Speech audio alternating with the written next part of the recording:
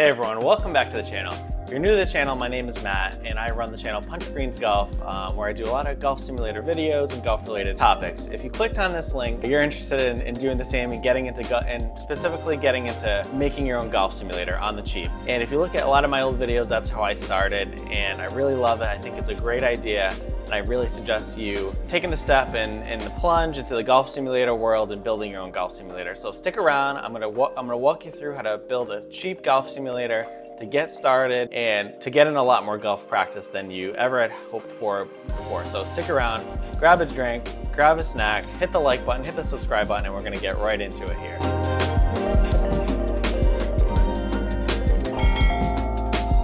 So the first thing you're gonna need for your simulator is, of course, a space. And that is not gonna be factored into the cost here of your simulator because that's assumed that you already have a space. So the cheapest possible way for most of you guys is gonna be outside. And it's honestly, if you have a space, you wanna make sure you have a flat space and that you're away from any people or neighbors that could possibly walk by with an errant ball or something like that. So if you're gonna be outside, make sure it's in a level space, make sure you're in a safe space and you have plenty of room to golf. Now, my preferred space would be indoors. That's what I have. And if you're fortunate enough to have an indoor space like a garage or a shed or something like that, then that's what you want to do because that's going to allow you to golf at any time of day, any type of weather. And you'll see a lot of my videos, I film them at night just because I am a working parent. So my golf simulator videos are mainly filmed at night or on the weekends, especially if it's raining in the winter time. And if you're gonna be inside, there's a couple things you're gonna need. You're gonna want to have a 9-foot minimum ceiling height. If you're a little on the shorter side, you can get by with about 8.5 feet, and that's what I have. But 9 feet, is really the minimum that you're really gonna want. And then for the dimensions, when I'll get into the simulator that I use, which is the Garmin R10, you're gonna want about 17 feet length and a minimum 10 feet width, but I'd probably go 10 to 12 feet. Now, with the length, the reason you need that is because you need 6 to 8 feet from the Garmin to the ball, and then you need an additional 8 to 10 feet from the ball to the net. That's just how a Garmin works, and you really need that space for the radar technology to pick up the golf ball. Now, the width, you can get by. I think the wider the room you have, the better. I have about 10 feet and that seems to work for me. All right, so for this next set of items, I have everything in my Amazon storefront under the $1,000 golf simulator build, and you can go there, check the description, or check my link tree and you'll see all the items that I have listed out here to get this build going. So first thing you're gonna need is obviously the Garmin R10. Check out a lot of my other videos about this. I have a full in-depth review on this golf simulator on my channel. And I think there's a lot of affordable golf simulator technology coming to the market. I've had the Garmin for about 2 years and I think it's awesome and I'm still glad that I bought it. It's $600, so that's gonna be your first investment, a $600 Garmin R10. You can also, a newer unit that's come on the market is the Rapsodo. I think that one is $700. It's a little bit harder to get. I don't have a lot of experience with that one, but I know there's a lot of great information out there, so you could get by with that, but I think the cheapest possible way would be the Garmin.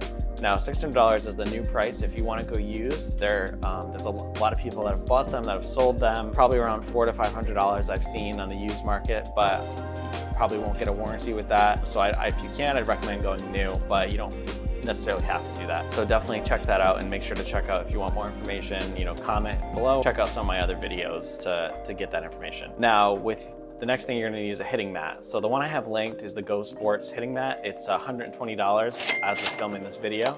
I know it does go on sale a lot, especially with Prime Day coming up. You might be able to get it cheaper than that, but that's probably gonna be your cheapest possible mat that you can go with for new. Now that's the one I started out with. It is a good mat. It can be a little harsh because it is so cheap. So I would recommend putting some foam or something under it if that's what you're gonna go with. Another option you could do is you could get a mat at one of your driving ranges or golf courses. They sell their old mats all the time.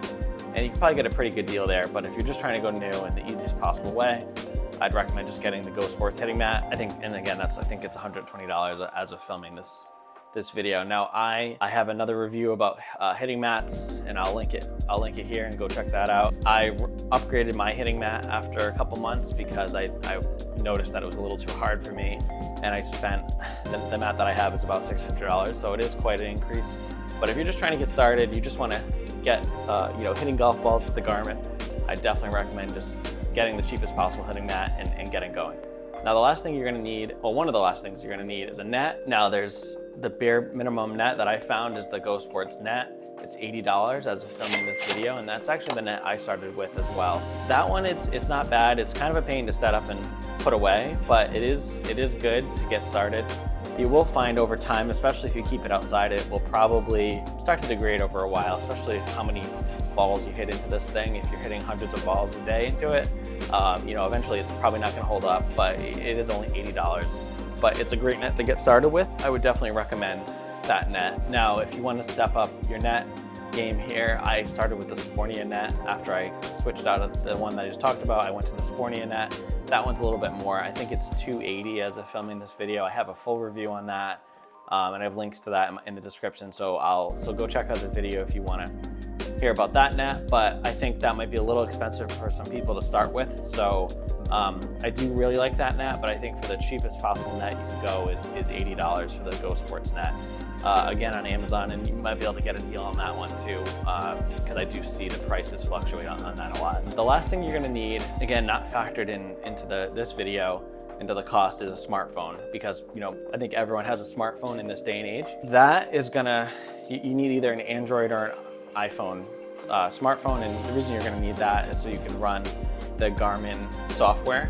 That's all you're really gonna need to get your golf simulator going. Now, what you could do, and this is another option, you could get if you have an iPad, or if you want to have a dedicated iPad for the golf simulator, then I would check out my link on my Amazon storefront, like I mentioned.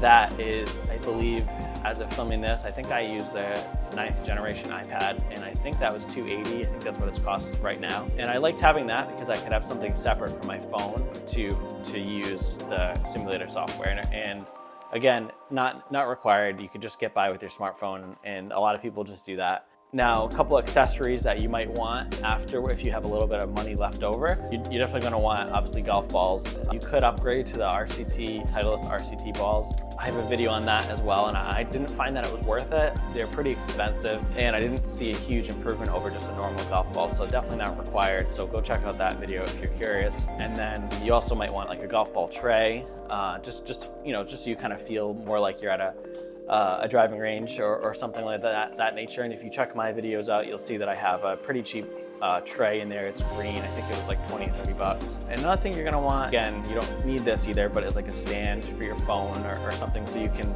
put your phone down, have somewhere so you can watch it as you hit balls. Okay, here's the Garmin.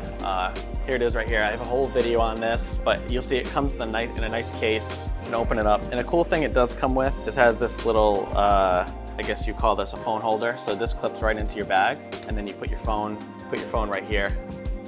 And it's kind of cool, especially when you're at the driving range, because it's nice you can just take your Garmin to the driving range and have that clipped in. Again, this is featured in my Garmin video, so go check that out. All right, so that should do it. Hopefully this video helped you to build your golf simulator and start your journey. And remember, you don't have to buy everything at once, and you can start small. So if you look at my channel, where I started, if you go probably back a year or so from my first couple of videos till now, you'll see my golf simulator has really grown, and it's gotten better as I've gone. So I started with just a net and a mat and a smartphone, and now you'll see I'm running gspro off a laptop, a projector, and I have a full enclosure. So this video is really more intended to be kind of a first foot in the water, so to speak, into the golf simulator world to get you started. Definitely let me know if you have any questions about my build or things you're thinking about buying. Leave a comment, leave a like, remember to subscribe, and we'll catch you next time. Thanks again.